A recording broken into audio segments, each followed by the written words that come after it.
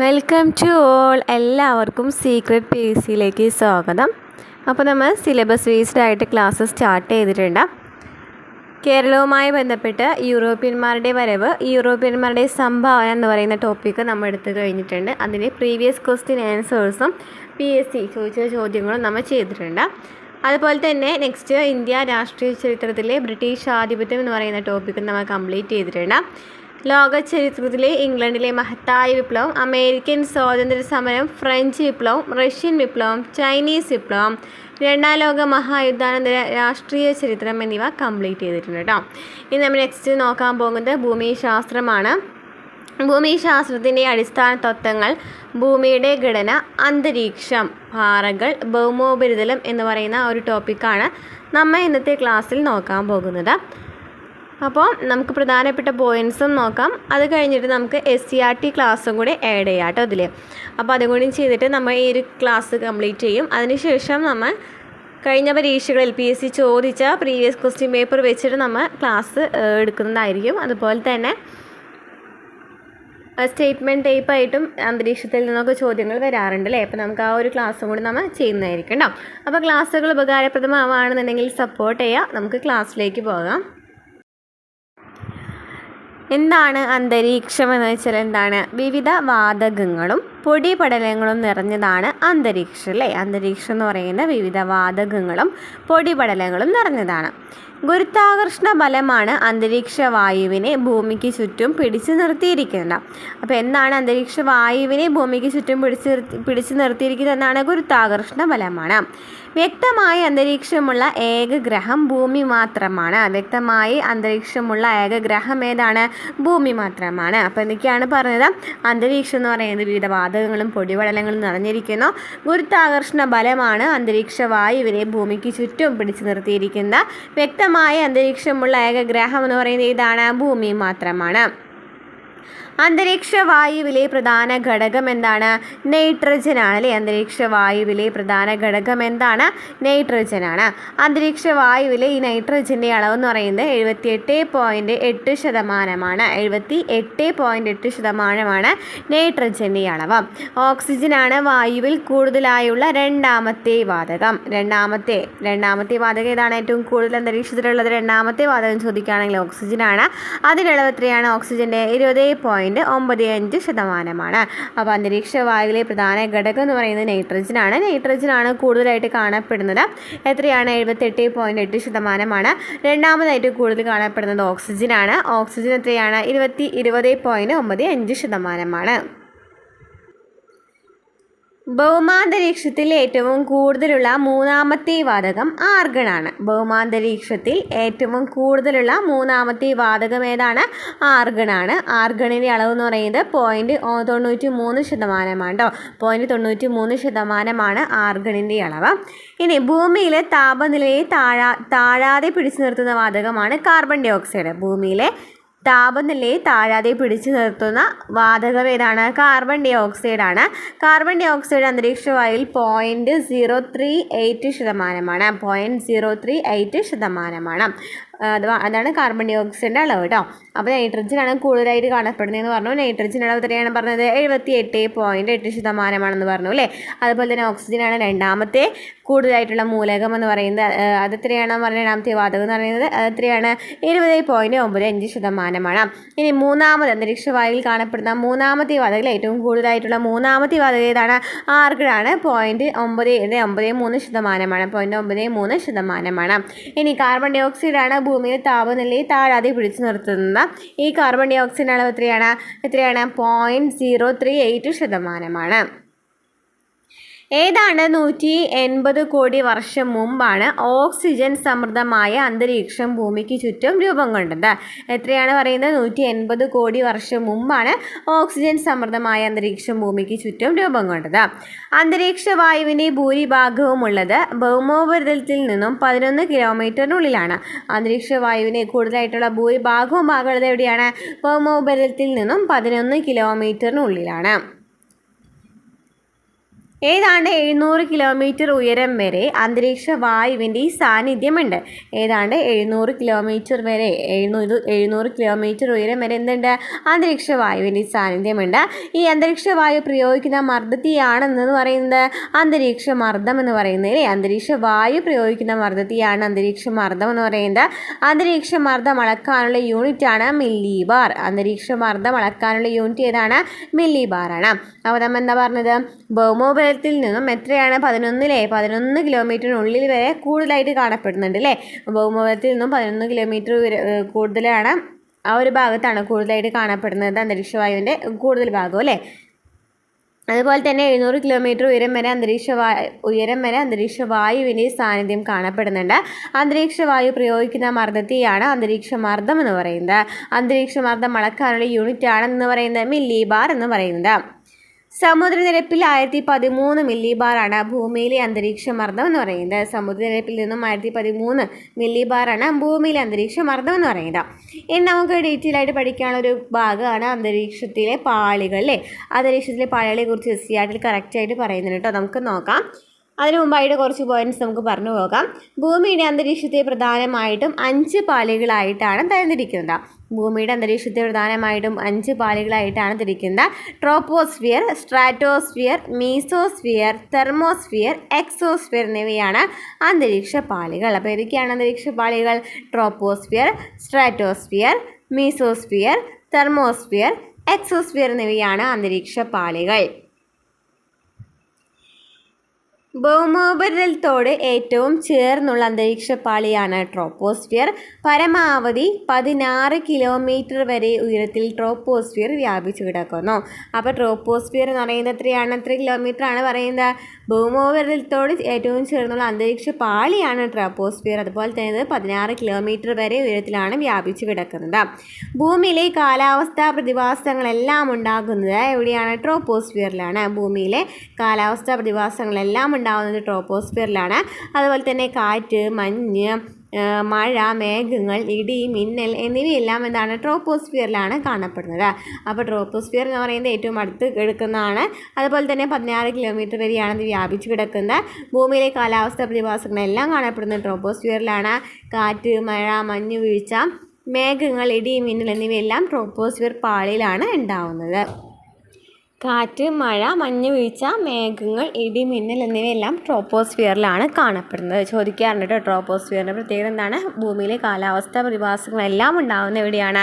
ട്രോപ്പോസ്ഫിയറിലാണ്. Okay, clear ആയല്ലോ. ഇനി ട്രോപ്പോസ്ഫിയറിന് തൊട്ട് മുകളിലായിട്ടാണ് സ്ട്രാറ്റോസ്ഫിയർ ഉണ്ടാകുന്നത്. എവിടെയാണ്? ട്രോപ്പോസ്ഫിയറിന് തൊട്ട് മുകളിലായിട്ടാണ് സ്ട്രാറ്റോസ്ഫിയർ ഉള്ളത്. പരമാവധി 50 കിലോമീറ്റർ വരെ ഉയരത്തിൽ സ്ട്രാറ്റോസ്ഫിയർ വ്യാപിച്ചു കിടക്കുന്നു. പരമാവധി 50 കിലോമീറ്റർ വരെയാണ് സ്ട്രാറ്റോസ്ഫിയർ വ്യാപിച്ചു കിടക്കുന്നത്. വിമാനങ്ങൾക്ക് പറക്കാൻ ഏറ്റവും യോജിച്ച മേഖലയാണ് ഈ സ്ട്രാറ്റോസ്ഫിയർ പാളി എന്ന് പറയുന്നത്. എവിടെയാണ്? സ്ട്രാറ്റോസ്ഫിയർ പാളിയിലാണ് വിമാനങ്ങൾ പറക്കാൻ ഏറ്റവും യോജിച്ച മേഖല ഏതാണ്? സ്ട്രാറ്റോസ്ഫിയർ പാളിയാണ്. സൂര്യനിൽ നിന്നുള്ള അൾട്രാ വയലറ്റ് കിരണങ്ങളിൽ നിന്നും സംരക്ഷണമേകുന്ന ഓസോൺ കവചം സ്ട്രാറ്റോസ്ഫിയർ പാളിയിലാണ്. എപ്പോഴും ചോദിക്കാറുണ്ടല്ലോ അല്ലേ? ഓസോൺ എവിടെയാണ്? ഏത് പാളിയിലാണ് കാണപ്പെടുന്നത്? സ്ട്രാറ്റോസ്ഫിയറിലാണ്. അപ്പോൾ എന്തൊക്കെയാണ് പറഞ്ഞത്? ട്രോപ്പോസ്ഫിയറിന് തൊട്ട് മുകളിലായിട്ടാണ് സ്ട്രാറ്റോസ്ഫിയർ കാണപ്പെടുന്നത്. സ്ട്രാറ്റോസ്ഫിയർ 50 കിലോമീറ്റർ വരെ ഉയരത്തിലാണ് സ്ട്രാറ്റോസ്ഫിയർ വ്യാപിച്ചു കിടക്കുന്നത്. വിമാനങ്ങൾക്ക് പറക്കാൻ ഏറ്റവും യോജിച്ച മേഖലയാണ് സ്ട്രാറ്റോസ്ഫിയർ പാളി. സൂര്യനിൽ നിന്നുള്ള അൾട്രാ വയലറ്റ് കിരണങ്ങളെ സംരക്ഷണമേകുന്ന ഓസോൺ കവചം സ്ട്രാറ്റോസ്ഫിയർ പാളിയിലാണ്. ഇനി ഈ ഓസോൺ പാളി എവിടെയാണ്? ഓസോൺ കൂടുതലായിട്ട് കാണപ്പെടുന്നത് ഭൂമിയിൽ നിന്നും എത്ര കിലോമീറ്റർ ഉയരത്തിലാണെന്നാണ് പറയുന്നത്. ഭൂമിയിൽ നിന്നും 15 മുതൽ 30 വരെ കിലോമീറ്റർ ഉയരത്തിലുള്ള മേഖലയിലാണ് ഓസോൺ കൂടുതലായിട്ട് കാണപ്പെടുന്നത്. അപ്പോൾ ഓസോൺ കൂടുതലായിട്ട് കാണപ്പെടുന്നത് എത്രയാണ്? ഭൂമിയിൽ നിന്ന് 15 മുതൽ 30 വരെ കിലോമീറ്റർ ഉയരത്തിലുള്ള മേഖലയിലാണ് ഓസോൺ കൂടുതലായിട്ട് കാണപ്പെടുന്നത്. ഓസോൺ കവചത്തിനെ വിള്ളലേൽപ്പിക്കുന്ന രാസവസ്തുക്കളാണ് ക്ലോറോഫ്ലൂറോ കാർബണുകൾ. എന്ന് വെച്ചാൽ എന്താണ്? ഓസോൺ കവചത്തിനെ വിള്ളലേൽപ്പിക്കുന്ന രാസവസ്തുക്കളെയാണ് ക്ലോറോഫ്ലൂറോ കാർബണുകൾ എന്ന് പറയുന്നത്. അപ്പോൾ ഓസോൺ കൂടുതലായിട്ട് കാണപ്പെടുന്നത് എവിടെയാണ്? സ്ട്രാറ്റോസ്ഫിയറിലാണ്. അതുപോലെ തന്നെ ഓസോൺ കവചത്തിനെ വിള്ളലേൽപ്പിക്കുന്ന രാസവസ്തുക്കളാണ് ഈ ക്ലോറോഫ്ലൂറോ കാർബണുകൾ എന്ന് പറയുന്നത്. ഇനി അന്തരീക്ഷത്തിലെ മൂന്നാമത്തെ പാളിയാണ് മീസോസ്ഫിയർ അല്ലേ? മീസോസ്ഫിയർ പരമാവധി 80 കിലോമീറ്റർ വരെയാണ് ഉയരത്തിൽ വ്യാപിച്ചു കിടക്കുന്നത്. ഭൗമാന്തരീക്ഷത്തിലേക്ക് പ്രവേശിക്കുന്ന ഉൽക്കകൾ കത്തിയെരിയുന്ന എവിടെയാണ്? മീസോസ്ഫിയറിലാണ്. ഉൽക്കകൾ കത്തിയെരിയുന്നത് എവിടെയാണ്? മീസോസ്ഫിയറിലാണ്. ഉയർന്ന താപനിലയുള്ള അന്തരീക്ഷ പാളിയാണ് തെർമോസ്ഫിയർ. തെർമോസ്ഫിയർ എന്ന് പറയുമ്പോൾ എന്താണ്? ഉയർന്ന താപനിലയുള്ള അന്തരീക്ഷ പാളിയാണ് തെർമോസ്ഫിയർ. അപ്പോൾ നമ്മൾ മീസോസ്ഫിയർ പറഞ്ഞു. എത്രയാണ്? മൂന്നാമത്തെ പാളിയാണ് അല്ലേ? അന്തരീക്ഷത്തിലെ മൂന്നാമത്തെ പാളിയാണ് മീസോസ്ഫിയർ. പരമാവധി 80 കിലോമീറ്റർ വരെയാണ് വ്യാപിച്ചു കിടക്കുന്നത്. ഭൗമാന്തരീക്ഷത്തിലേക്ക് പ്രവേശിക്കുന്ന ഉൽക്കകൾ കത്തിയെരിയുന്നത് എവിടെയാണ്? മീസോസ്ഫിയറിലാണ്. ഇനി ഉയർന്ന താപനിലയുള്ള അന്തരീക്ഷ പാളിയാണ് ഈ തെർമോസ്ഫിയർ എന്ന് പറയുന്നത്. ഭൗമോപരിതലത്തിൽ നിന്നും 80 കിലോമീറ്ററിന് മുകളിലായിട്ടാണ് ഈ പാളി കാണപ്പെടുന്നത്. ഉയർന്ന താപനിലയുള്ള അന്തരീക്ഷ പാളി ഏതാണ്? തെർമോസ്ഫിയർ ആണ്. ധ്രുവദീപ്തികൾ എന്നറിയപ്പെടുന്ന വർണ്ണപ്രതിഭാസം തെർമോസ്ഫിയർ പാളിയിലാണ്. ധ്രുവദീപ്തികൾ എന്നറിയപ്പെടുന്ന വർണ്ണപ്രതിഭാസം എവിടെയാണ്? തെർമോസ്ഫിയർ പാളിയിലാണ്. ധ്രുവദീപ്തികൾ എന്നറിയപ്പെടുന്ന വർണ്ണപ്രതിഭാസം എവിടെയാണ് കാണപ്പെടുന്നത്? തെർമോസ്ഫിയർ പാളിയിലാണ്. ഭൂമിയുടെ ഉത്തരധ്രുവത്തോട് ചേർന്ന് ആകാശത്ത് കാണപ്പെടുന്ന ദീപ്തികളാണ് ഔറോറ ബോറിയാലിസ് എന്ന് പറയുന്നത്. ഭൂമിയുടെ ഉത്തരധ്രുവത്തോട് ചേർന്ന് ആകാശത്ത് കാണപ്പെടുന്ന ദീപ്തികളെയാണ് ഔറോറ ബോറിയാലിസ് എന്ന് പറയുന്നത്. ഔറോറ ഓസ്ട്രേലിസ് ദക്ഷിണ ധ്രുവ പ്രദേശത്തെ ദീപ്തികളാണ്. അപ്പോൾ എന്താണ് പറയുന്നത്? ദീപ്തികളെ കുറിച്ചാണ് പറയുന്നത്. ഉത്തരധ്രുവത്തോട് ചേർന്ന് ആകാശത്ത് കാണപ്പെടുന്ന ദീപ്തികളെയാണ് ഔറോറ ബോറിയാലിസ് എന്ന് പറയുന്നത്. ഔറോറ ഔറോറ ഓസ്ട്രേലിസ് എന്ന് പറയുന്ന ദക്ഷിണ ധ്രുവ പ്രദേശത്തെ ദീപ്തികളാണ്. ഇനി റേഡിയോ തരംഗങ്ങളെ പ്രതിഫലിപ്പിച്ച് റേഡിയോ പ്രക്ഷേപണം സാധ്യമാക്കുന്ന അയണോസ്ഫിയർ തെർമോസ്ഫിയറിൻ്റെ ഭാഗമാണ്. അപ്പോൾ കൂടുതലായിട്ട് ചോദിച്ചു കണ്ടിട്ടുള്ള ഒരു ക്വസ്റ്റ്യൻ ആണ്. റേഡിയോ തരംഗങ്ങൾ കൂടുതലായിട്ട് കാണപ്പെടുന്ന എവിടെയാണ്? റേഡിയോ പ്രക്ഷേപണം സാധ്യമാക്കുന്ന പാളി ഏതാണ്? എവിടെയാണ്? അയണോസ്ഫിയർ ആണല്ലേ. അയണോസ്ഫിയർ എന്ന് പറയുന്നത് തെർമോസ്ഫിയറിൻ്റെ ഭാഗമാണ്. ഇനി അന്തരീക്ഷത്തിന് ഏറ്റവും മുകളിലുള്ള പാളി എന്നതാണ് പറയുന്നത്? എക്സോസ്ഫിയർ എന്നാണ് പറയുന്നത്. അന്തരീക്ഷത്തിന് ഏറ്റവും മുകളിലുള്ള പാളി ഏതാണ്? എക്സോസ്ഫിയർ എന്നാണ് പറയുന്നത്. ഓക്കെ, ക്ലിയർ ആയല്ലോ? ഇനി നമുക്ക് SCERT ക്ലാസ്സിലേക്ക് പോകാം. ചാപ്റ്ററിൻ്റെ പേര് നമ്മുടെ ഭൂമി എന്നാണ്. കോടിക്കണക്കിന് വർഷങ്ങൾക്ക് മുമ്പ് ചുട്ടുപൊള്ളുന്നൊരു ഗോളമായിരുന്നു ഞാൻ. പിന്നീട് നിരന്തരം പെയ്ത മഴയിലാണ് ഞാൻ തണുത്തത്. പിന്നെയും ദശലക്ഷക്കണക്കിന് വർഷങ്ങൾ കഴിഞ്ഞപ്പോഴാണ് ജീവജാലങ്ങൾ എന്നിൽ ഉണ്ടായത്. സൗരയൂഥഗ്രഹങ്ങളിൽ എന്നിൽ മാത്രമാണ് ജീവൻ നിലനിൽക്കുന്നതെന്നറിയാമല്ലോ. നിങ്ങൾക്ക് ജീവിക്കാൻ വേണ്ടതെല്ലാം എന്നിലുണ്ട്. ശ്വസിക്കാൻ വേണ്ട വായു, കുടിക്കാനും മറ്റു ആവശ്യങ്ങൾക്കുമുള്ള ജലം, സസ്യങ്ങളുടെ വളർച്ചയ്ക്ക് അനിവാര്യമായ മണ്ണ്, അങ്ങനെ എല്ലാം ഉണ്ട് അല്ലേ. അതായത് ഭൂമിയെ കുറിച്ചിട്ടാണ് പറയുന്നത് അല്ലേ. ശ്വസിക്കാനായിട്ടും അതുപോലെ തന്നെ ഓക്സിജൻ, അതുപോലെ തന്നെ സസ്യങ്ങളുടെ വളർച്ചയ്ക്ക് അനിവാര്യമായ മണ്ണ്, കുടിക്കാൻ മറ്റു ആവശ്യങ്ങൾക്കുള്ള ജലമൊക്കെ എന്തിലുണ്ട്? ഈ ഭൂമിയിലുണ്ടെന്നാണ് പറയുന്നത്. ഇനി നമ്മുടെ സിലബസിൽ എടുത്ത് പറയുന്ന ഒരു ടോപ്പിക്കാണ് ഭൂമിയുടെ ഘടന എന്ന് പറയുന്നത് അല്ലേ. കുറേ ക്വസ്റ്റ്യൻ പേപ്പറിൽ വരുന്ന ഒരു ക്വസ്റ്റ്യനാണ് ഭൂമിശാസ്ത്രവുമായി ബന്ധപ്പെട്ടിട്ട്. നമുക്ക് നോക്കാം. ഉള്ളറകളിലേക്ക്. ഭൂമിയുടെ ഉപരിതലത്തിലെ ചൂടിനെക്കുറിച്ച് നമുക്ക് ധാരണയുണ്ടല്ലോ. എന്നാൽ ഉള്ളറയിലെ ചൂട് അതികഠിനമാണ്. ഉള്ളറയുടെ കേന്ദ്രഭാഗത്തെ ചൂട് ഏകദേശം 5500 ഡിഗ്രി സെൽഷ്യസ് ആണ്. എവിടെയാണ്? ഭൂമിയുടെ ഉള്ളറയുടെ കേന്ദ്രഭാഗത്ത് ചൂട് എത്രയാണ്? 5500 ഡിഗ്രി സെൽഷ്യസ് ആണ്. 100 ഡിഗ്രി സെൽഷ്യസിലാണ് വെള്ളം തിളയ്ക്കുക എന്ന് നിങ്ങൾക്കറിയാമല്ലോ. 5500 ഡിഗ്രി സെൽഷ്യസ് ചൂട് നിങ്ങൾക്ക് സങ്കല്പിക്കാനാകുന്നുണ്ടോ? ഖനികൾ എന്ന് കേട്ടിട്ടുണ്ടോ? അവയിൽ ഏറ്റവും ആഴമുള്ള ഖനിയുടെ താഴ്ച എത്ര കിലോമീറ്റർ ആണ്? ഏകദേശം 12 കിലോമീറ്റർ ആണ്. അത്രത്തോളം ദൂരം പോലും മനുഷ്യന് ചെന്നെത്താനാകുന്നത് യന്ത്രങ്ങളുടെയും സുരക്ഷാ ഉപകരണങ്ങളുടെയും സഹായത്തോടെയാണ്. ഏകദേശം 6371 കിലോമീറ്റർ ആണ് ഭൂമിയുടെ കേന്ദ്രത്തിലേക്കുള്ള ദൂരം. അപ്പോൾ ഭൂമിയുടെ ഉള്ളറയെക്കുറിച്ചുള്ള വിവരങ്ങൾ മനുഷ്യന് നേരിട്ട് ചെന്ന് മനസ്സിലാക്കുക എന്ന് പറയുന്നത് അസാധ്യമാണ് അല്ലേ. ചില ശാസ്ത്രീയ പഠനങ്ങളുടെയും നിഗമനങ്ങളുടെയും അടിസ്ഥാനത്തിലാണ് ഭൂമിയുടെ ഉള്ളറയെ സംബന്ധിച്ച വിവരങ്ങൾ രൂപപ്പെട്ടിട്ടുള്ളത്. എങ്ങനെയൊക്കെയാണ് ഭൂമിയുടെ ഉള്ളറയെക്കുറിച്ച് നമുക്ക് വിവരങ്ങൾ ലഭിക്കുന്നത്? അഗ്നിപർവ്വത സ്ഫോടനങ്ങളിലൂടെ ഭൂമിയുടെ ഉപരിതലത്തിൽ എത്തിച്ചേരുന്ന വസ്തുക്കൾ പരിശോധിക്കുന്നതിൽ നിന്ന്, ഖനികളിൽ നിന്ന് ശേഖരിക്കുന്ന വിവരങ്ങളിൽ നിന്ന്, ഭൂകമ്പ സമയത്തുണ്ടാകുന്ന തരംഗങ്ങളുടെ ചലനം വിശകലനം ചെയ്യുന്നതിൽ നിന്ന്. അപ്പോൾ എങ്ങനെയാണ് പറയുന്നത്? എങ്ങനെയൊക്കെയാണ് നമ്മുടെ ഭൂമിയുടെ ഉള്ളറയിലുള്ള കാര്യങ്ങളൊക്കെ നമ്മൾ അറിയുന്നത്? എങ്ങനെയാണ്? അഗ്നിപർവ്വത സ്ഫോടനങ്ങളിലൂടെ ഭൂമിയുടെ ഉപരിതലത്തിൽ എത്തിച്ചേരുന്ന വസ്തുക്കൾ പരിശോധിക്കുന്നതിൽ നിന്ന്, ഖനികളിൽ നിന്ന് ശേഖരിക്കുന്ന വിവരങ്ങളിൽ നിന്ന്, ഭൂകമ്പ സമയത്തുണ്ടാകുന്ന തരംഗങ്ങളുടെ ചലനം വിശകലനം ചെയ്യുന്നതിൽ നിന്ന്. ഇനി ഭൂമിയുടെ ഘടന. ചിത്രം നിരീക്ഷിക്കൂ. നമുക്ക് ചിത്രം തന്നിട്ടുണ്ട് അല്ലേ. ഈ ഭൂമിയുടെ ഘടനയിൽ പുറത്തെന്താണ് കാണപ്പെടുന്നത്? ഭൂവൽക്കം. നെക്സ്റ്റ് എന്താണ്? മാൻഡില. പിന്നെ പുറക്കാമ്പ്, അകക്കാമ്പ് എന്നിങ്ങനെ തന്നിട്ടുണ്ട്. നമുക്ക് നോക്കാം, ഡീറ്റെയിൽ ആയിട്ട് നോക്കാം കേട്ടോ. ഭൂമിയുടെ ഉള്ളറയെക്കുറിച്ച് എന്തൊക്കെ വിവരങ്ങളാണ് നിങ്ങൾക്ക് മനസ്സിലാക്കാനായിട്ട് സാധിക്കുന്നത്? എന്താണ്? ഭൂമിയുടെ ഉള്ളറയെ വിവിധ പാളികളായിട്ട് തിരിച്ചിട്ടുണ്ട് അല്ലേ. ഭൂമിയുടെ ഉള്ളറയെ വിവിധ പാളികളായി തിരിച്ചിട്ടുണ്ട്. ഭൂവൽക്കം, മാൻഡിൽ, പുറക്കാമ്പ്, അകക്കാമ്പ് എന്നിങ്ങനെയൊക്കെ. ഇതിൽ ഏറ്റവും പുറമേയുള്ള പാളിയാണ് ഭൂവൽക്കം എന്ന് പറയുന്നത്. പുറമേയുള്ള പാളിയാണ് ഭൂവൽക്കം എന്ന് പറയുന്നത്. അപ്പോൾ നമുക്കതിന് വേറൊരു സ്കെച്ച് കാണിച്ചിട്ടുണ്ട്. നമുക്ക് നോക്കി നോക്കിയേ, കാണുന്നില്ലേ? ഓക്കെ, അപ്പോൾ നമുക്ക് ഈ ചിത്രം കാണുകയാണെന്നുണ്ടെങ്കിൽ നമുക്ക് എന്താണ് മനസ്സിലാക്കുന്നത്? ഇതാണ്ടോ ചിത്രം. ഓക്കെ ഓക്കെ ഇനി ഭൂവൽക്കം. നമുക്ക് പറഞ്ഞു ഭൂമിയുടെ പുറത്തുള്ള പാളിയാണ് ഭൂവൽക്കം എന്ന് പറയുന്നത് അല്ലേ. ഭൂമിയുടെ ഏറ്റവും പുറമേയുള്ള പാളിയാണെന്ന് പറയുന്നത് ഭൂവൽക്കം എന്ന് പറയുന്നത്. ഈ ഒരു പാളിയാണെന്ന് പറയുന്നത് ഭൂവൽക്കം എന്ന് പറയുന്നത്. ഭൂമിയുടെ ഏറ്റവും പുറമേയുള്ളതും താരതമ്യേന നേർത്തതുമായ പാളിയാണ് ഭൂവൽക്കം. ഖരരൂപത്തിലുള്ള പാറകളാൽ നിർമ്മിതമാണ് ഈ പാളി. ഭൂവൽക്കം എന്ന് പറയുന്നത് ഭൂമിയുടെ ഏറ്റവും പുറമേയുള്ളതും താരതമ്യേന നേർത്തതുമായ പാളിയാണ് ഈ ഭൂവൽക്കം. ഖരരൂപത്തിലുള്ള പാറകളാൽ നിർമ്മിതമാണ് പാളി. ഭൂവൽക്കം എന്ന് പറയുന്നത് എന്താണ്? ഖരരൂപത്തിലാണ് സ്ഥിതി ചെയ്യുന്നതെന്ന് പഠിച്ചു വയ്ക്കുക. ഖരരൂപത്തിലാണ് എന്ന് സ്ഥിതി ചെയ്യുന്ന ഈ ഭൂവൽക്കം സ്ഥിതി ചെയ്യുന്നത് അല്ലെ, പുറമേയുള്ള പാളി സ്ഥിതി ചെയ്യുന്നത്. ഇനി ഈ ഭൂവൽക്കത്തിനെ രണ്ടായിട്ട് ഡിവൈഡ് ചെയ്തിട്ടുണ്ട്. ഇതൊക്കെയാണ് വൻകര ഭൂവൽക്കം എന്നും സമുദ്ര ഭൂവൽക്കം എന്നും ഭൂവൽക്കത്തിനെ രണ്ടായിട്ട് ഡിവൈഡ് ചെയ്തിട്ടുണ്ട്. വൻകര ഭൂവൽക്കത്തിനാണ് കനം കൂടുതൽ. ഇതിനാണ് വൻകര ഭൂവൽക്കത്തിനാണ്. ശരാശരി കനം 30 കിലോമീറ്ററാണ് വരുന്നത്. ഇനി വൻകര ഭൂവൽക്കത്തിന് പർവ്വത പ്രദേശത്ത് ഏകദേശം 70 കിലോമീറ്റർ കനമുണ്ട്. എന്നാൽ സമുദ്ര ഭൂവൽക്കത്തിന് ശരാശരി 5 കിലോമീറ്ററാണ് കനം എന്നാണ് പറഞ്ഞത്. ഭൂവൽക്കം എന്ന് പറയുന്നത് രണ്ടായിട്ട് ഡിവൈഡ് ചെയ്തിട്ടുണ്ട്. വൻകര ഭൂവൽക്കമെന്നും സമുദ്ര ഭൂവൽക്കമെന്നും. വൻകര ഭൂവൽക്കത്തിനാണ് കനം കൂടുതലുണ്ടായിരിക്കുക. ശരാശരി കനം എത്രയാണ്? 30 കിലോമീറ്ററാണെന്ന് വരുന്നത്. ഇനി വൻകര ഭൂവൽക്കത്തിന് പർവ്വത പ്രദേശത്ത് ഏകദേശം 70 കിലോമീറ്ററുമാണ് കനമുള്ളത്. എന്നാൽ സമുദ്ര ഭൂവൽക്കത്തിന് ശരാശരി നോക്കുകയാണെങ്കിൽ 5 കിലോമീറ്ററോളമാണ് കനം വരുന്നത്. എവിടെയാണ് വരുന്നത്? പർവ്വത പ്രദേശത്തിലെ കാര്യമാണ് പറയുന്നത്. പർവ്വത പ്രദേശത്ത് നോക്കുകയാണെന്നുണ്ടെങ്കിൽ വൻകര ഭൂവൽക്കത്തിന് 70 കിലോമീറ്റർ കനമുണ്ട്. എന്നാൽ സമുദ്ര ഭൂവൽക്കത്തിന് ശരാശരി 5 കിലോമീറ്ററാണ് കനം വരുന്നത്. അപ്പോൾ ഭൂവൽക്കം എന്ന് പറയുന്നത് പുറമേയുള്ള പാളിയാണ്. ഖരരൂപത്തിലാണ് സ്ഥിതി ചെയ്യുന്നത്. അതുപോലെ തന്നെ വൻകര ഭൂവൽക്കമെന്നും സമുദ്ര ഭൂവൽക്കമെന്നും ഡിവൈഡ് ചെയ്തിട്ടുണ്ട്. വൻകര ഭൂവൽക്കത്തിനാണ് ഏറ്റവും കൂടുതലായിട്ട് കനമുള്ളത്. നെക്സ്റ്റ് പോർഷൻ വരുന്നത് നോക്കി. ഈ ഒരു പോർഷൻ വരുന്നതാണ് മാൻഡിൽ എന്ന് പറയുന്നത്. മാൻഡിൽ എന്ന് വെച്ചതാണ് ഭൂവൽക്കത്തിന് താഴെയുള്ള ഭാഗമാണ് മാൻഡിൽ. താരതമ്യേന കനമുള്ള ഭാഗമാണിത്. ഏകദേശം 2900 കിലോമീറ്റർ വരെയാണ് വ്യാപിച്ചു കിടക്കുന്നത്. എത്രയാണ്? 2900 കിലോമീറ്റർ വരെയാണ് മാൻഡിൽ വ്യാപിച്ചു കിടക്കുന്നത്. ഭൂവൽക്കവും മാൻഡിലിന്റെ ഉപരിഭാഗവും ചേർന്നുള്ള ഭാഗത്തെയാണ് ശിലാമണ്ഡലം എന്ന് വിളിക്കുന്നത്. അപ്പോൾ ശിലാമണ്ഡലം എന്ന് വെച്ചാൽ ഭൂവൽക്കം. ഇതാണ് ഭൂവൽക്കം എന്ന് പറയുന്നത്. ഇതാണ് ഭൂവൽക്കം എന്ന് പറയുന്നത്. അതുപോലെ തന്നെ ഈ ഭൂവൽക്കവും മാൻഡിലെ നെക്സ്റ്റ് പാളിയാണ് നമ്മൾ പറഞ്ഞു. ഈ മാൻഡിലിന്റെ പുറം ഭാഗം ഉണ്ടല്ലോ, ഉപരിഭാഗം ഉണ്ടല്ലോ, ആ ഉപരിഭാഗവും കൂടി ചേർന്നിട്ടുള്ള ഭാഗത്തെയാണെന്ന് പറയുന്നത് എന്തെന്ന് പറയുന്നത്? ശിലാമണ്ഡലം എന്ന് വിളിക്കുന്നത്. ശിലാമണ്ഡലം എന്ന് വിളിക്കുന്നത് ശിലാമണ്ഡലം കേട്ടോ. ശിലാമണ്ഡലത്തിന് താഴെയായി ശിലാപദാർത്ഥങ്ങൾ ഉരുകി അർദ്ധദ്രവാവസ്ഥയിൽ കാണപ്പെടുന്ന ഭാഗത്തെയാണ് അസ്തനോസ്ഫിയർ എന്ന് പറയുന്നത്.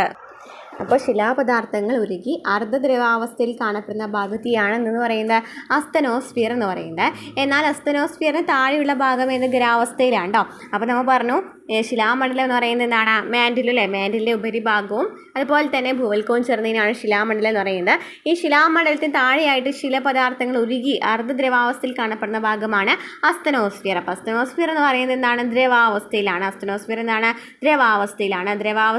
അസ്തനോസ്ഫിയർ ദ്രവാവസ്ഥയിലാണ്. എന്നാൽ അസ്തനോസ്ഫിയറിന് താഴെയായിട്ട് കാണപ്പെടുന്ന ഭാഗം ചോദിക്കുകയാണെങ്കിൽ ഏതാണ്? ഖരാവസ്ഥയിലാണ് എന്നും പഠിച്ചു വയ്ക്കാം. ഓക്കെ, ക്ലിയർ ആയല്ലോ. അപ്പോൾ എന്താണ് പറഞ്ഞത്? മാൻഡിൽ എന്ന് പറയുന്നത് ഭൂവൽക്കത്തിന് താഴെയുള്ള ഭാഗമാണ് മാൻഡിൽ. താരതമ്യേന കനമുള്ള ഭാഗമാണിത്. ഏകദേശം 2900 കിലോമീറ്റർ വരെയാണ് വ്യാപിച്ചു കിടക്കുന്നത്. ഇനി ഭൂവൽക്കവും മാൻഡിലിൻ്റെ ഉപരിഭാഗവും ചേർന്നുള്ള ഭാഗത്തെയാണ് ശിലാമണ്ഡലം എന്ന് വിളിക്കുന്നത്. ശിലാമണ്ഡലത്തിന് താഴെയായി ശിലാപദാർത്ഥങ്ങൾ ഉരുകി അർദ്ധദ്രവാവസ്ഥയിൽ കാണപ്പെടുന്ന ഭാഗത്തെയാണ് അസ്തനോസ്ഫിയർ എന്ന് പറയുന്നത്. അർദ്ധദ്രവാവസ്ഥയിലാണ് കാണപ്പെടുന്നത്. ഏത്? അസ്തനോസ്ഫിയർ. ഇനി അസ്തനോസ്ഫിയറിന് താഴെയുള്ള ഭാഗം ഖരാവസ്ഥയിലാണ് കാണപ്പെടുന്നത്. ഇന്ന് നോക്കി ഏറ്റവും ലാസ്റ്റ് കാണപ്പെടുന്ന ഒരു ഭാഗം ഉണ്ടല്ലോ, അതിനെയാണ് നമ്മൾ എന്തെന്ന് പറയുന്നത്? കാമ്പ് എന്ന് പറയുന്നത്, കോർ എന്ന് പറയുന്നത്. മാൻഡിലിന് താഴെയുള്ള ഭാഗമാണ് കാമ്പ്. കാമ്പിനെ പുറക്കാമ്പ് അകക്കാമ്പ് എന്നീ രണ്ട് ഭാഗങ്ങളുണ്ട്. അപ്പോൾ കാമ്പിനും എന്തുണ്ട്? 2 ഭാഗങ്ങളായിട്ട് ഡിവൈഡ് ചെയ്തിട്ടുണ്ട്. പുറക്കാമ്പ് എന്ന് പറയുന്നത് ദ്രവാവസ്ഥയിലും അകക്കാമ്പ് ഖരാവസ്ഥയിലുമാണ്. കാമ്പിൻ്റെ നോക്കുകയാണെന്നുണ്ടെങ്കിൽ പുറക്കാമ്പ് എന്താണ്? ദ്രവാവസ്ഥയിലാണ്. പുറത്തുള്ളത് എന്താണ്? പുറക്കാമ്പ് ദ്രവാവസ്ഥയിലാണ്. എന്നാൽ ഉള്ളിൽ നോക്കുകയാണെങ്കിൽ ഏതാണ്? ഖരാവസ്ഥയിലാണ്. പുറക്കാമ്പ്, അകക്കാമ്പ് ഖരാവസ്ഥയിലാണ്. കാമ്പ് മുഖ്യമായിട്ടും നിക്കൽ, ഇരുമ്പ് എന്നീ ലോഹങ്ങളാൽ രൂപം കൊണ്ടതാണ്. ചോദിക്കാറുണ്ട് കാമ്പ് മുഖ്യമായിട്ടും നിക്കലും ഇരുമ്പും, അതായത് നിക്കലും ഇരുമ്പാണ് എന്നീ ലോഹങ്ങളിൽ രൂപം കൊണ്ട കാരണം അതിനെ നിന്ന് വിളിക്കും നിഫെ എന്ന പേരുണ്ടല്ലേ. നിഫെ എന്ന് വിളിക്കുന്നത് എന്തിനാണ്? കാമ്പിനെയാണ് നിഫെ എന്ന് വിളിക്കുന്നത്. അകക്കാമ്പിലെ ചൂട് ഏകദേശം 5500 ഡിഗ്രി സെൽഷ്യസ് ആണ്. 5500 ഡിഗ്രി സെൽഷ്യസ് ആണ് അകക്കാമ്പിലെ ചൂട്. അപ്പോൾ എന്തൊക്കെയാണ് പറയുന്നത്? കാമ്പ് എന്ന് പറയുന്നത് മാൻഡിലിന് താഴെയുള്ള ഭാഗമാണ്. കാമ്പിനെ പുറക്കാമ്പ്, അകക്കാമ്പ് എന്നിങ്ങനെ 2 ഡിവൈഡ് ചെയ്തിട്ടുണ്ട്. പുറക്കാമ്പ് ദ്രവാവസ്ഥയിലും അകക്കാമ്പ് ഖരാവസ്ഥയിലുമാണ്. കാമ്പ് മുഖ്യമായിട്ടും എന്താണ് നിക്കലും ഇരുമ്പാണ് കൂടുതലായിട്ട് അതിൽ കാണപ്പെടുന്നത്. അതിനാൽ ഇതിൽ നിന്ന് വിളിക്കുന്നു നിഫെ എന്ന് വിളിക്കുന്നു. ഇവിടുത്തെ ചൂട് എത്രയാണ്? 5500 ഡിഗ്രി സെൽഷ്യസ് ആണ്. അപ്പോൾ നമുക്ക് നോക്കി പിക്ചർ തന്നിട്ടുണ്ട്. നമ്മൾ പുറത്തുള്ള ഭാഗം നമ്മൾ പറഞ്ഞു എന്ന് പറയുന്നു. ഈ ഭാഗം ഭൂവൽക്കമാണെന്ന് പറഞ്ഞു. ഖരാവസ്ഥയിലാണ് കാണപ്പെടുന്നതെന്ന് പറഞ്ഞു. 2 ഡിവൈഡ് ചെയ്തിട്ടുണ്ട്. വൻകര ഭൂവൽക്കമെന്നും സമുദ്ര ഭൂവൽക്കമെന്നും. വൻകര ഭൂവൽക്കത്തിനാണ് കനം കൂടുതൽ എന്ന് പറഞ്ഞു. നെക്സ്റ്റ് നമ്മൾ പറഞ്ഞത് എന്താണ്? മാൻഡിലാണ്. മാൻഡിൽ എന്ന് വെച്ചാൽ എന്താണ്? ഈ ഭൂവൽക്കത്തിന് തൊട്ട് താഴെയായിട്ട് കാണപ്പെടുന്ന ഭാഗമാണ് മാൻഡിൽ. 2900 കിലോമീറ്ററാണ് വ്യാപിച്ച് കിടക്കുന്നത്. ഈ മാൻഡിലെ ഉപരിഭാഗവും ഇതുപോലെ തന്നെ ഭൂവൽക്കം കൂടിച്ചേർന്ന ഭാഗത്തെയാണ് എന്ന് പറയുന്നത് ശിലാമണ്ഡലം അല്ലെങ്കിൽ ലിത്തോസ്ഫിയർ എന്ന് പറയുന്നത്. ഇനി എന്താണ് പറയുന്നത്? ശിലാമണ്ഡലത്തിന് താഴെയായിട്ട് ഉരുകി അർദ്ധദ്രവാവസ്ഥയിൽ കാണപ്പെടുന്ന ഭാഗത്തെയാണ് അസ്തനോസ്ഫിയർ എന്ന് പറയുന്നത്. ഈ അസ്തനോസ്ഫിയർ താഴെ നോക്കുകയാണെങ്കിൽ അത് ഖരാവസ്ഥയിലായിരിക്കും. ഇനി നമ്മൾ നെക്സ്റ്റ് പറഞ്ഞു കാമ്പിനെ കുറിച്ച് പറഞ്ഞു. കാമ്പ് എന്ന് പറയുന്നത് 2 ഡിവൈഡ് ചെയ്തിട്ടുണ്ട്. പുറക്കാമ്പ് എന്നും അകക്കാമ്പെന്നും അല്ലേ. ഈ പുറക്കാമ്പ് എന്ന് പറയുന്നത് ദ്രവാവസ്ഥയിലാണ്. അകക്കാമ്പ് എന്താണ്? ഖരാവസ്ഥയിലാണെന്നും പഠിച്ചു വയ്ക്കുക. അതുപോലെ തന്നെ നിക്കലും ഇരുമ്പാണ് കൂടുതലായിട്ട് അവിടെ കാണപ്പെടുന്നത്.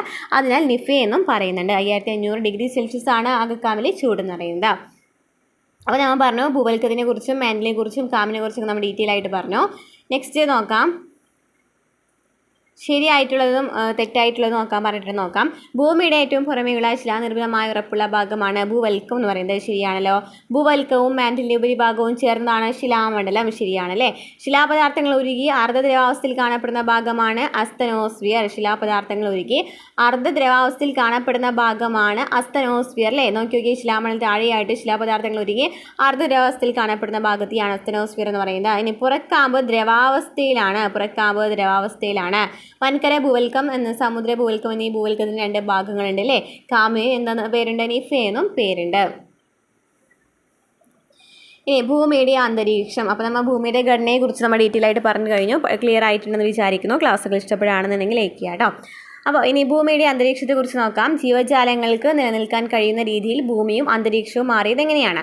ഉത്ഭവ സമയത്ത് ചുട്ടുപഴുത്ത അവസ്ഥയിലായിരുന്ന ഭൂമി കോടാനുകോടി വർഷങ്ങൾ കൊണ്ട് സാവധാനം തണുത്തു. ഈ പ്രക്രിയയിലൂടെ ഭൂമിയുടെ ഉള്ളിലുണ്ടായിരുന്ന വാതകങ്ങൾ പുറത്തേക്ക് വന്നു. എന്താണ് പറയുന്നത്? ഉത്ഭവ സമയത്ത് നല്ല ചുട്ടുപഴുതിരിക്കുകയായിരുന്നു ഈ ഭൂമി എന്ന് പറയുന്നത്. അപ്പോൾ കോടാനുകോടി വർഷങ്ങൾക്ക് ശേഷമാണ് ഇത് പതുക്കെ തണുക്കുന്നത്. അങ്ങനെ തണുത്തപ്പോൾ ഭൂമിയിൽ ഉള്ളിലുണ്ടായിരുന്ന വാതകങ്ങളൊക്കെ പുറത്തേക്ക് വന്നു. ക്രമേണ ഭൂമിക്ക് ചുറ്റും നിരവധി വാതകങ്ങളുള്ള വായുവിൻ്റെ ഒരു ആവരണമുണ്ടായി. ഭൂമി ആവരണം ചെയ്യുന്ന ഈ വാതക പുതപ്പാണ് അന്തരീക്ഷം എന്ന് പറയുന്നത്. അങ്ങനെ ഉള്ളിൽ നിന്നും വന്ന ആ വായു വാതകങ്ങളുണ്ടല്ലോ, ഈ വാതകങ്ങളുള്ള വായു, ഈ നിരവധി വാതകങ്ങളായിട്ടുള്ള ഒരു വായുവിൻ്റെ ഒരു ആവരണം ഉണ്ടാവുകയാണ്.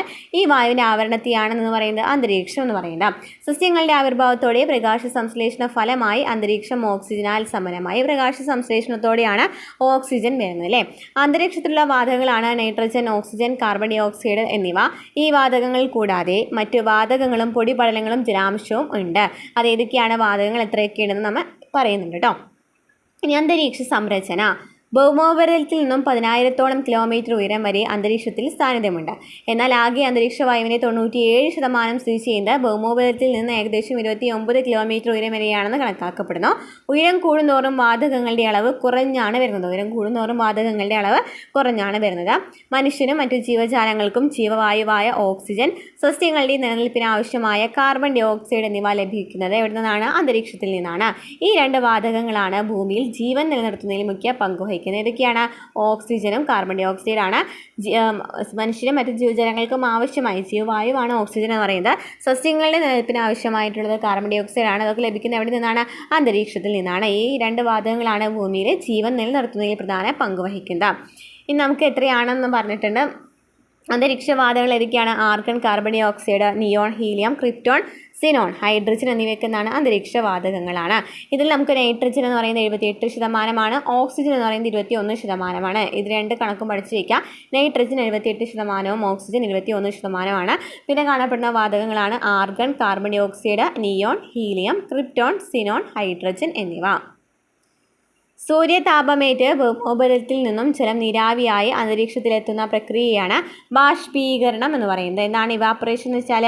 സൂര്യതാപമേറ്റ് ഭൗമോപരിതലത്തിൽ നിന്നും ജലം നീരാവിയായി അന്തരീക്ഷത്തിലെത്തുന്ന പ്രക്രിയയാണ് ബാഷ്പീകരണം എന്ന് പറയുന്നത്.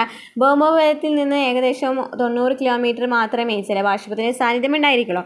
ഭൗമോപരിതലത്തിൽ നിന്നും ഏകദേശം 90 കിലോമീറ്റർ വരെ മാത്രമാണ് ജലബാഷ്പത്തിൻ്റെ സാന്നിധ്യം ഉണ്ടായിരിക്കാം. അപ്പോൾ എന്താണ് ബാഷ്പീകരണം എന്ന് പറയുന്നത്?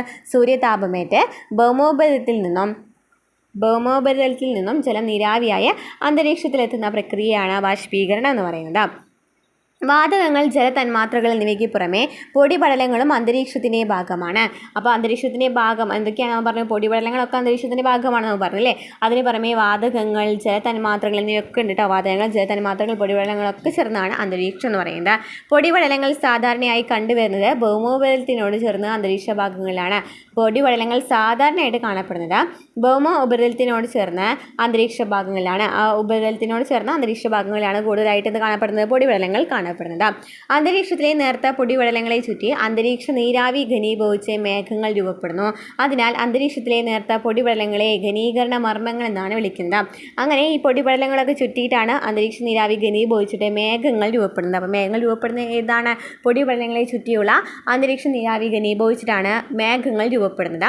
അതിനാൽ അന്തരീക്ഷത്തിലെ നേർത്ത പൊടിപടലങ്ങൾ എന്ന് വിളിക്കും, ഘനീകരണ മാർഗങ്ങൾ എന്ന് വിളിക്കുന്നു. ഏതൊക്കെ മാർഗങ്ങളിലൂടെയാണ് അന്തരീക്ഷത്തിൽ പൊടിപടലങ്ങൾ എത്തുന്നത്? കാറ്റിലൂടെ ഭൂമിയിൽ നിന്ന് ഉയർത്തപ്പെടുന്നവ, അഗ്നിപർവ്വതങ്ങളിലൂടെ പുറത്തു വരുന്നവ, ഉൽക്കകൾ കത്തുന്നതിലുണ്ടാകുന്ന ചാരക്കെന്നാണ് പൊടിപടലങ്ങളാണ് അല്ലേ. കാറ്റിലൂടെ ഭൂമിയിൽ നിന്ന് ഉയർത്തുന്നവ, അഗ്നിപർവ്വതങ്ങളിലൂടെ പുറത്തു വരുന്നവ, ഉൽക്കകൾ കത്തുന്നതിലൂടെ ഉണ്ടാകുന്ന ചാരം. ഭൂമിയിലെ ജീവജാലങ്ങളുടെ നിലനിൽപ്പിന് അന്തരീക്ഷം എങ്ങനെയെല്ലാം പ്രയോജനപ്പെടുന്നുവെന്ന് നോക്കൂ. കാലാവസ്ഥാ പ്രതിഭാസങ്ങൾക്ക് കാരണമാകുന്നുണ്ട്. ഹാനികരങ്ങളായ സൂര്യരശ്മികളിൽ നിന്ന് സംരക്ഷിക്കുന്നുണ്ട് ഈ അന്തരീക്ഷം. കാലാവസ്ഥാ പ്രതിഭാസങ്ങൾക്ക് കാരണമാകുന്നു, ഹാനികരങ്ങളായ സൂര്യരശ്മികളിൽ നിന്നും സംരക്ഷിക്കുന്നു. അപ്പോൾ നമുക്ക് അന്തരീക്ഷത്തിന് ഇമ്പോർട്ടൻസ് എന്നാണ് മനസ്സിലായി. പക്ഷേ ഇവിടെ എന്താണ്, പല മലിനീകരണങ്ങൾ നടക്കുന്നുണ്ട് അല്ലേ. നമ്മുടെ ടോപ്പിക്കിൽ സിലബസിൽ എടുത്ത് പറയുന്ന ഒരു ഭാഗമാണ് ഈ മലിനീകരണം എന്ന് പറയുന്നത്. ഇതുമായി ബന്ധപ്പെട്ട് നോക്കി നമുക്ക് ചിത്രത്തിൽ നോക്കുകയാണെന്നുണ്ടെങ്കിൽ തീരുന്നുണ്ട് അല്ലേ, പ്ലാസ്റ്റിക് കത്തിക്കുന്നുണ്ട്. അതുപോലെ തന്നെ നോക്കിയേ പടക്കം പൊട്ടിക്കുന്നതും അതുപോലെ തന്നെ പുക വരുന്നത് കണ്ടില്ലേ. ഇതൊക്കെ എന്താണ്? അന്തരീക്ഷ മലിനീകരണമാണല്ലേ. നമ്മൾ പ്ലാസ്റ്റിക് കത്തിച്ച് പുക വരുന്നത് അടക്കം എന്താണ്? അന്തരീക്ഷ മലിനീകരണമാണ്. അതൊക്കെ നമ്മളാൽ ഉണ്ടാകുന്നതാണല്ലേ. ഈ ഒരു അന്തരീക്ഷ മലിനീകരണം എന്ന് പറയുന്നത് നമ്മളാൽ തന്നെ ഉണ്ടാകുന്ന മലിനീകരണമാണ്. അപ്പോൾ ഇനി വ്യവസായ നഗരങ്ങളിൽ അന്തരീക്ഷ മലിനീകരണത്തിൻ്റെ തോത് കൂടുതലാകാൻ കാരണം എന്താണ് നോക്കാം. പ്രധാനപ്പെട്ട പോയിന്റ്സ് ആണ്. അമ്ലമഴ. എന്താണ് അമ്ലമഴ എന്ന് വെച്ചാൽ? കൽക്കരി, പെട്രോളിയം ഇന്ധനങ്ങൾ, ഡീസൽ തുടങ്ങിയവ കത്തുമ്പോൾ carbon dioxide, carbon monoxide, sulphur dioxide തുടങ്ങിയ നിരവധിയായ വാതകങ്ങൾ അന്തരീക്ഷത്തിൽ എത്തുന്നുണ്ട്. എന്തൊക്കെയാണ്? കൽക്കരി, പെട്രോളിയം, ഡീസൽ എന്നീ പറയുന്ന ഇന്ധനങ്ങളൊക്കെ കത്താണെങ്കിൽ കാർബൺ ഡൈ ഓക്സൈഡും carbon monoxide, sulphur dioxide എന്നീ മൂലകങ്ങളൊക്കെ എന്ത് ചെയ്യുന്നുണ്ട്? അന്തരീക്ഷത്തിലേക്ക് എത്തുന്നുണ്ട്. ഇവ മഴവെള്ളത്തോടൊപ്പം കലർന്ന് വെള്ളത്തിന് ആസിഡ് സ്വഭാവം കൈവന്ന് ഭൂമിയിലേക്ക് എത്തുന്നു. മഴവെള്ളത്തിൻ്റെ pH മൂല്യം 5-ൽ കുറവാണെങ്കിൽ അതിനെ അമ്ലമഴയായിട്ട് കണക്കാക്കും. മഴവെള്ളത്തിൻ്റെ pH മൂല്യം 5-ൽ കുറവാണെന്നുണ്ടെങ്കിൽ എന്ന് പറയും, അതിനെ അമ്ലമഴയായിട്ടാണ് കണക്കാക്കുന്നത്. ശുദ്ധജലത്തിൻ്റെ pH മൂല്യം എത്രയാണ്? 7 ശുദ്ധജലത്തിൻ്റെ pH മൂല്യം എത്രയാണ്? 7. അപ്പോൾ അമ്ലമഴ എന്ന് വെച്ചാൽ എന്താണ്? കൽക്കരി, പെട്രോളിയം ഇന്ധനങ്ങൾ, ഡീസൽ തുടങ്ങിയവ കത്തുമ്പോൾ carbon dioxide, carbon monoxide, sulphur dioxide തുടങ്ങിയ നിരവധി വാതകങ്ങൾ അന്തരീക്ഷത്തിലെത്തുന്നുണ്ട്. ഇവ മഴവെള്ളത്തോടൊപ്പം ചേർന്നിട്ട് മഴവെള്ളത്തോടൊപ്പം ചേരുമ്പോൾ എന്ത് ചെയ്യും? വെള്ളത്തിന് ആസിഡ് സ്വഭാവം കൈവരാണ് ചെയ്യുക. അതായത് മഴവെള്ളത്തിൻ്റെ pH മൂല്യം 5-ൽ കുറവാണെങ്കിലാണ് അതിനെ അമ്ലമഴയായിട്ട് കണക്കാക്കുന്നത്. ശുദ്ധജലത്തിൻ്റെ pH മൂല്യം എത്രയാണ്? 7 അല്ലേ. 7 താഴെയാണെന്നുണ്ടെങ്കിലാണ് നമ്മൾ എന്ന് പറയുന്നത് ആസിഡ് എന്ന് പറയുന്നത്. അപ്പോൾ മഴവെള്ളത്തിൻ്റെ pH മൂല്യം 5-ൽ കുറവാണെങ്കിൽ ഇതിനെ അമ്ലമഴയായിട്ടാണ് കണക്കാക്കുന്നത്. ഓക്കെ. ഇനി പുകമഞ്ഞ്. എന്താണ് സ്മോക്ക് എന്ന് വെച്ചാൽ? പുകയും മൂടൽമഞ്ഞും ചേർന്നാണ് പുകമഞ്ഞ് രൂപപ്പെടുന്നത്. പുകയും മൂടൽമഞ്ഞും ചേർന്നാണ് പുകമഞ്ഞ് രൂപപ്പെടുന്നത്. വ്യവസായശാലകൾ, നിർമ്മാണ പ്രവർത്തനങ്ങൾ, വാഹനങ്ങൾ, കാർഷിക വിളകളുടെ അവശിഷ്ടങ്ങൾ കത്തിക്കൽ തുടങ്ങിയ പ്രവർത്തനങ്ങളിലൂടെ ഉണ്ടാകുന്ന പുകയും പൊടിപടലങ്ങളും അന്തരീക്ഷത്തിൽ നിറയുന്നു. ഇവ മഞ്ഞുമായി കലർന്ന് പുകമഞ്ഞ് രൂപപ്പെടുന്നു. പക്ഷാഘാതം, ഹൃദ്രോഗം, ശ്വാസകോശ രോഗങ്ങൾ എന്നിവ വർദ്ധിക്കാൻ വായു മലിനീകരണം കാരണമാകുന്നുണ്ടെന്ന് പല പഠനങ്ങളും ചൂണ്ടിക്കാട്ടുന്നു. അപ്പോൾ പുകമഞ്ഞ് എന്ന് വെച്ചാൽ സ്മോഗ്, അതായത് സ്മോക്ക്, ഫോഗ് എന്നിവ കൂടി ചേർന്നിട്ടാണ് അല്ലേ. പുകയും മൂടൽമഞ്ഞും ചേർന്നാണ് പുകമഞ്ഞ് രൂപപ്പെടുന്നത്. വ്യവസായശാലകൾ, നിർമ്മാണ പ്രവർത്തനങ്ങൾ, വാഹനങ്ങൾ, കാർഷിക വിളകളുടെ അവശിഷ്ടങ്ങൾ കത്തിക്കൽ തുടങ്ങിയ പ്രവർത്തനങ്ങളിലൂടെ ഉണ്ടാകുന്ന പുകയും പൊടിപടലങ്ങളും അന്തരീക്ഷത്തിൽ നിറയും. ഇത് വായു മലിനീകരണത്തിനാണല്ലേ കാരണമാകുന്നത്. ഇവ മഞ്ഞുമായിട്ട് കലർന്ന് പുകമഞ്ഞ് രൂപപ്പെടുന്നുണ്ട്. പക്ഷാഘാതം, ഹൃദ്രോഗം, ശ്വാസകോശ രോഗങ്ങൾ എന്നിവ വർദ്ധിക്കാൻ വായു മലിനീകരണം കാരണമാകുന്നുണ്ട് എന്ന് നമുക്കറിയാം. നോക്കി ഇതിനൊക്കെ പലതരം പരിഹാരങ്ങളുണ്ട് അല്ലേ. എന്തൊക്കെയാണ്? നമ്മൾ ചെടി വെച്ച് പിടിപ്പിക്കുക, സൈക്കിൾ ഉപയോഗിച്ച് കൂടുതലായിട്ടല്ലേ വലിയ വലിയ വാഹനങ്ങളൊക്കെ ഉപയോഗിക്കുന്നതിന് പകരം പറ്റാവുന്നിടത്തോളം എന്താ ഉപയോഗിക്കുക? ചെറിയ ചെറിയ വാഹനങ്ങളിലെ സൈക്കിൾ പോലുള്ള ഇതൊക്കെ ഉപയോഗിക്കുക. അതൊക്കെ എന്താണ്? പ്രകൃതിയുമായിട്ട് ഇണങ്ങിച്ചേരുന്ന പ്രവർത്തനങ്ങളാണല്ലേ. ഇനി നമ്മൾ പഠിക്കാൻ പോകുന്ന അന്തരീക്ഷഘടനയാണ്. ഇമ്പോർട്ടൻ്റ് ആയിട്ടുള്ളൊരു ടോപ്പിക്കാണ് അന്തരീക്ഷഘടന. നോക്കാം. താപവ്യത്യാസത്തിൻ്റെ അടിസ്ഥാനത്തിൽ അന്തരീക്ഷത്തെ 5 വ്യത്യസ്ത പാളികളായിട്ട് തരംതിരിച്ചിട്ടുണ്ട്. നോക്കിയേ. നമുക്ക് നോക്കി ഈ ഭൂമിയുടെ ഉപരിതലത്തിനോട് ചേർന്ന് കാണപ്പെടുന്നതാണ് ട്രോപ്പോസ്ഫിയർ. ഈ ട്രോപ്പോസ്ഫിയറിന് മുകളിലായിട്ട് എന്ത് കാണപ്പെടുന്നുണ്ട്? സ്ട്രാറ്റോസ്ഫിയർ കാണപ്പെടുന്നുണ്ട്. അതിന് മുകളിലായിട്ട് മീസോസ്ഫിയർ കാണപ്പെടുന്നുണ്ട്. പിന്നെ എന്താണ്? തെർമോസ്ഫിയർ കാണപ്പെടുന്നുണ്ട്. എക്സോസ്ഫിയർ കാണപ്പെടുന്നുണ്ട് അല്ലേ? കണ്ടല്ലോ. ഓക്കെ, അപ്പോൾ അന്തരീക്ഷ പാളികൾ ഏതൊക്കെയാണ്? Troposphere, stratosphere, mesosphere, thermosphere, ionosphere എന്ന് പറയുന്നതാണ് അന്തരീക്ഷ പാളികൾ. ഇതിൽ നമുക്ക് ഓരോന്ന് നോക്കാം. ട്രോപ്പോസ്ഫിയർ അന്തരീക്ഷത്തിന് ഏറ്റവും താഴെയുള്ള പാളിയാണ്. ട്രോപ്പോസ്ഫിയർ. ഇതിനെ ഭൗമോപരിതലത്തിൽ നിന്നും ശരാശരി 13 കിലോമീറ്റർ വരെ ഉയരം വരും. ധ്രുവപ്രദേശത്താണെങ്കിൽ 8 കിലോമീറ്ററും ഭൂമധ്യരേഖ പ്രദേശത്താണെങ്കിൽ 18 കിലോമീറ്ററുമാണ് ഉയരമുള്ളത്. ഭൂമധ്യരേഖ പ്രദേശത്ത് ചൂട് കൂടുതലായതിനാലാണിത്. എന്നാണ് പറഞ്ഞത്? അന്തരീക്ഷത്തിന് ഏറ്റവും താഴെയുള്ള പാളിയാണ് ട്രോപ്പോസ്ഫിയർ. ഭൂമിയുടെ ഉപരിതലത്തിനോട് ചേർന്നാൽ ശരാശരി 13 കിലോമീറ്റർ വരെയാണ് ഉയരം വരുന്നത്. ധ്രുവപ്രദേശത്താണെങ്കിൽ 8 കിലോമീറ്റർ ആണ്. എന്നാൽ ഭൂമധ്യരേഖ പ്രദേശത്താണെങ്കിൽ 18 കിലോമീറ്റർ ആണ് ഉയരം വരുന്നത്. ഭൂമധ്യരേഖ പ്രദേശത്ത് ചൂട് കൂടുതലായതിനാലാണ് ഇങ്ങനെ ഒരു ഉയരത്തിൽ വ്യത്യാസം കാണിക്കുന്നത്. ഇനി പൊടിപടലങ്ങളും ജലബാഷ്പവും ഏറ്റവും കൂടുതലുള്ളത് ഈ പാളിയിലാണ്. പൊടിപടലങ്ങളും ജലബാഷ്പവും ഏറ്റവും കൂടുതൽ ഏത് പാളിയിലാണ്? ട്രോപ്പോസ്ഫിയറിലാണ്.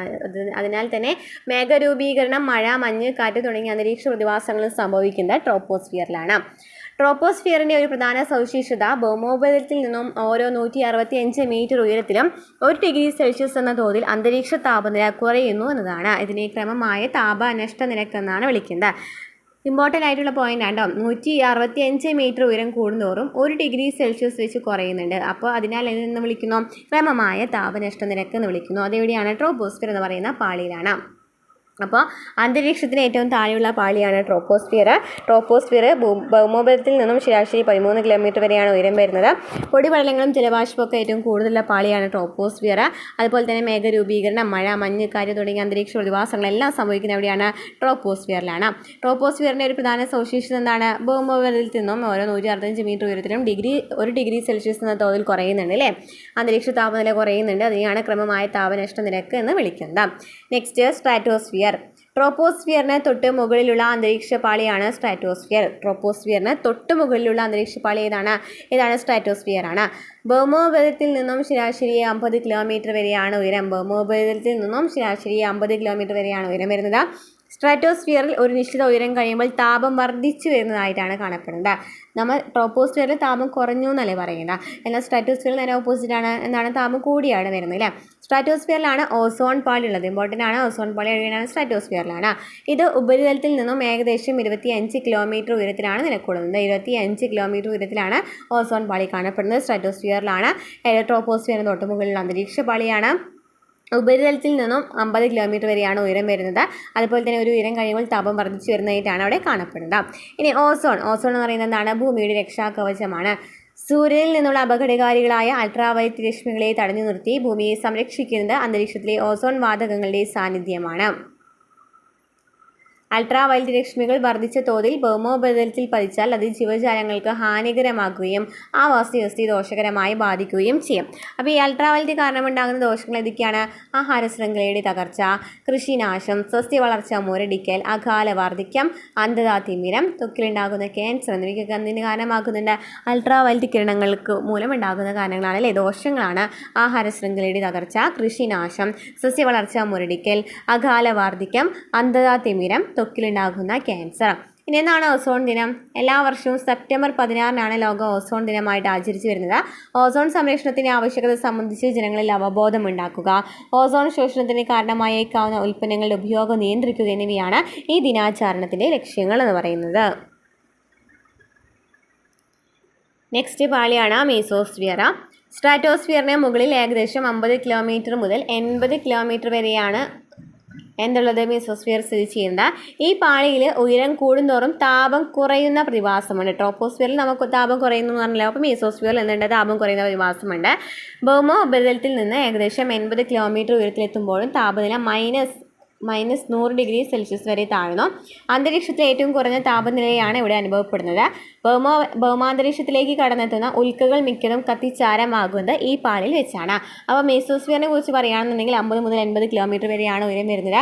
അതുപോലെ തന്നെ ഇവിടെ ഉയരം കൂടുന്തോറും താപം കുറഞ്ഞു വരാണ്. 100 ഡിഗ്രി അല്ലേ? -100 ഡിഗ്രി സെൽഷ്യസ് വെച്ച് കുറഞ്ഞു വരാണ് ചെയ്യുന്നത്. അതുപോലെ കാരണം ഏറ്റവും കുറഞ്ഞ താപനിലയ്ക്ക് എവിടെയാണ്? മീസോസ്ഫിയറിലാണ്. പിന്നെ ഇമ്പോർട്ടൻ്റ് ആയിട്ടുള്ള ഒരു പോയിൻ്റാണ് ഉൽക്കകൾ കത്തിച്ചാരമാകുന്നത് മീസോസ്ഫിയറിലാണ്. Next, thermosphere. മീസോസ്ഫിയറിന് മുകളിൽ ഏകദേശം 80 മുതൽ 400 കിലോമീറ്റർ വരെ ഉയരത്തിൽ സ്ഥിതി ചെയ്യുന്ന അന്തരീക്ഷ പാളിയാണ് തെർമോസ്ഫിയർ. തെർമോസ്ഫിയർ എന്നാണ് മീസോസ്ഫിയറിന് മുകളിൽ ഏകദേശം 80 മുതൽ 400 കിലോമീറ്റർ വരെ ഉയരത്തിൽ സ്ഥിതി ചെയ്യുന്ന അന്തരീക്ഷ പാളിയാണ് തെർമോസ്ഫിയർ. ഉയരം കൂടുന്തോറും താപനില കൂടിയാണ് വരുന്നത്. തെർമോസ്ഫിയറിൻ്റെ താഴ്ന്ന ഭാഗത്തെയാണ് അയണോസ്ഫിയർ എന്ന് വിളിക്കുന്നത്. അപ്പോൾ മീസോസ്ഫിയറിന് മുകളിൽ ഏകദേശം 80 മുതൽ 400 കിലോമീറ്റർ വരെയാണ് ഉയരം സ്ഥിതി ചെയ്യുന്ന അന്തരീക്ഷ പാളിയാണ് തെർമോസ്ഫിയർ. ഉയരം കൂടുന്തോറും താപനില കൂടിയാണ് വരുന്നത്. തെർമോസ്ഫിയറിന് താഴ്ന്ന ഭാഗത്ത് നിന്ന് വിളിക്കുന്നു അയണോസ്ഫിയർ എന്നാണ് വിളിക്കുന്നത് അല്ലേ. എന്താണ് അയണോസ്ഫിയർ എന്ന് വെച്ചാൽ അന്തരീക്ഷത്തിൻ്റെ ഏകദേശം 80 മുതൽ 400 കിലോമീറ്റർ വരെ ഉയരത്തിൽ അൾട്രാവയലറ്റ്, എക്സ്റേ തുടങ്ങിയ തീവ്ര സൂര്യരശ്മികൾ വാതക തന്മാത്രകളെ അയോണുകളാക്കി മാറ്റുന്നുണ്ട്. ഈ പ്രക്രിയ എന്ന് വിളിക്കുന്നു അയോണീകരണം എന്ന് പറയുന്നു. ഈ അയോണീകരണം നടക്കുന്ന മണ്ഡലത്തെയാണ് അയോണോസ്ഫിയർ എന്ന് പറയുന്നത്. അപ്പോൾ അന്തരീക്ഷത്തിൻ്റെ ഏകദേശം 80 മുതൽ 400 കിലോമീറ്റർ വരെ ഉയരത്തിൽ അൾട്രാവയലറ്റ്, എക്സ്റേ തുടങ്ങിയ തീവ്ര സൂര്യരശ്മികൾ വാതക തന്മാത്രകളെ അയോണുകളാക്കി മാറ്റുന്നുണ്ട്. ഈ അയോണുകളാക്കി മാറ്റുന്ന പ്രക്രിയയാണ് അയോണീകരണം എന്ന് പറയുന്നത്. ഇത് നടക്കുന്ന മണ്ഡലത്തെയാണെന്ന് പറയുന്നത് അയണോസ്ഫിയർ എന്ന് പറയുന്നത്. അയോണുകൾക്ക് വൈദ്യുതിയെ കടത്തിവിടാനായി കഴിയും. റേഡിയോ തരംഗങ്ങൾ വൈദ്യുത കാന്തിക തരംഗങ്ങളാണ്. അതുകൊണ്ട് ഈ മേഖല റേഡിയോ തരംഗങ്ങളുടെ ദീർഘദൂര പ്രക്ഷേപണം സാധ്യമാക്കുന്നുണ്ട്. ചോദിക്കാറുണ്ട് റേഡിയോ തരംഗങ്ങൾ എവിടെയാണ് റേഡിയോ തരംഗങ്ങൾ ദീർഘദൂര പ്രക്ഷേപണം സാധ്യമാക്കുന്ന ഏത് പാളിയിലാണ്? അയണോസ്ഫിയറിലാണ്. പഠിച്ചു വയ്ക്കാം. Next exosphere. പേരിലുണ്ട് അല്ലേ, അന്തരീക്ഷത്തിന് ഏറ്റവും മുകളിലുള്ള പാളിയാണിത്. 400 കിലോമീറ്ററിന് മുകളിൽ സ്ഥിതി ചെയ്യുന്ന എക്സോസ്ഫിയർ എന്ന അന്തരീക്ഷ പാളിയിൽ വായു തന്മാത്രകളുടെ സാന്നിധ്യം ക്രമേണ കുറഞ്ഞ് ബഹിരാകാശത്തിൻ്റെ ഭാഗമായി മാറണം. ഇവിടെ നിന്നാണ് ചെയ്യുന്നത്? വായു തന്മാത്രകളുടെ സാന്നിധ്യം കുറയുകയാണ് ചെയ്യുന്നത്. ബഹിരാകാശത്തിൻ്റെ ഭാഗമായിട്ട് മാറാണ് എക്സോസ്ഫിയർ ചെയ്യുന്നത്. അപ്പോൾ അന്തരീക്ഷത്തിന് ഏറ്റവും മുകളിലുള്ള പാളി ചോദിക്കുകയാണെങ്കിൽ ഏതാണ്? എക്സോസ്ഫിയർ ആണ്. 400 കിലോമീറ്ററിന് മുകളിലാണ് അല്ലേ എക്സോസ്ഫിയർ സ്ഥിതി ചെയ്യുന്നത്. ഓക്കെ, അപ്പോൾ ഇത്രയൊക്കെയാണ് ഈ ചാപ്റ്ററിൽ പറയുന്നത്. അന്തരീക്ഷത്തിൻ്റെ ഘടന, ഭൂമിയുടെ ഘടന ഒക്കെയാണ് ഇമ്പോർട്ടൻ്റ് ആയിട്ടുള്ള പോയിൻറ്റ്സ് ആണ് ഈ ഒരു ചാപ്റ്ററിൽ പറഞ്ഞിട്ടുള്ളത്. അപ്പോൾ ക്ലാസ്സുകൾ ഇഷ്ടപ്പെടുകയാണെന്നുണ്ടെങ്കിൽ സപ്പോർട്ട് ചെയ്യുക. നമ്മൾ ഇതിൻ്റെ പ്രീവിയസ് ക്വസ്റ്റ്യൻ ആൻസേഴ്സും അതുപോലെ തന്നെ കഴിഞ്ഞ പരീക്ഷകളിൽ PSC ചോദിച്ച ചോദ്യങ്ങളും അതുപോലെ തന്നെ അന്തരീക്ഷം എന്ന് പറയുന്ന ഒരു ടോപ്പിക്കിൻ്റെ സ്റ്റേറ്റ്മെൻറ്റ് ടൈപ്പ് ആയിട്ട് വരുന്ന ക്വസ്റ്റ്യൻസ് നമുക്ക് നോക്കാം കേട്ടോ. അപ്പോൾ ക്ലാസ്സുകൾ ഉപകാരപ്രദമാവുകയാണെന്നുണ്ടെങ്കിൽ സപ്പോർട്ട് ചെയ്യുക. അടുത്ത ക്ലാസ്സുമായി വീണ്ടും കാണാം.